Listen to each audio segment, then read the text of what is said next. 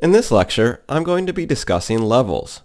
So first of all, what exactly is a level?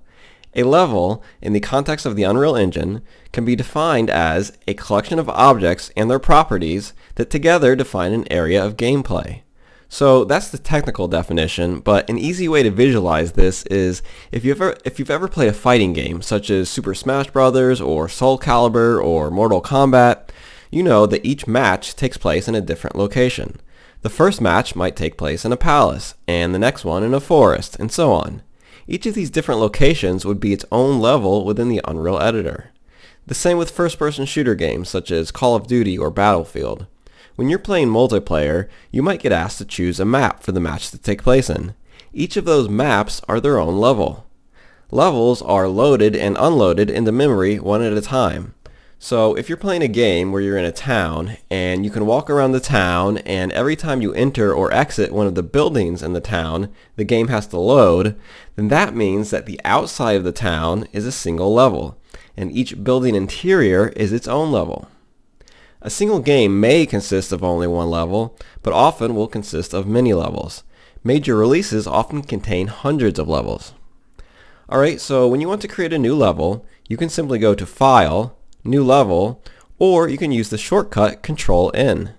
You'll then have the option of choosing between Open World, Empty Open World, Basic, and Empty Level.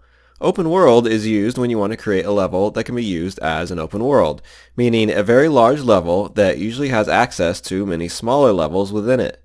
So think of the outdoors areas of games like Skyrim and Fallout, for example. The Empty Open World option is used when you want to create an open world but want it to start empty, whereas the Open World option will start out with a default landscape. And then the Basic option is used for regular non-open world levels, and will start you off with some basic stuff like a platform, an atmosphere, some lighting, etc. And then finally, if you want to start off with a completely empty regular level, you can choose Empty Level, which is what I'm going to pick. So I'm going to select that option and then click Create. So now I have a level that, like my bank account after a new console launch, is completely empty. All I can see in the viewport is this grid here. This grid is only visible to you, the developer, in the viewport. It's used to help you align objects with one another when you are building levels. So the grid isn't something that is visible when playing the game. If I go up to the toolbar and press the play button, all I will see is complete blackness.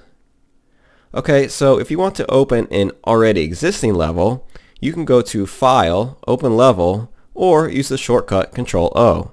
And from there, you can navigate through your content folder to find the level you want, and then double-click it to open it. In addition to levels, it is possible to open and save other assets as well. So what is an asset?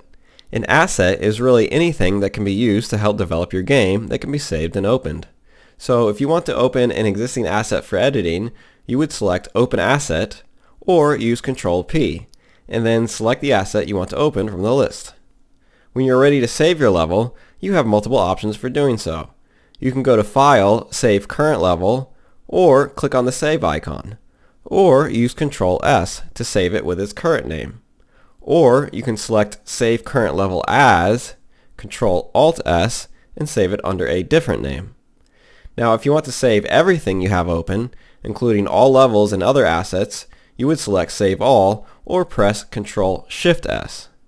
And if for some reason you want to save only some of the files you have open, you can select Choose Files to Save and select which of the unsaved files that you want to save.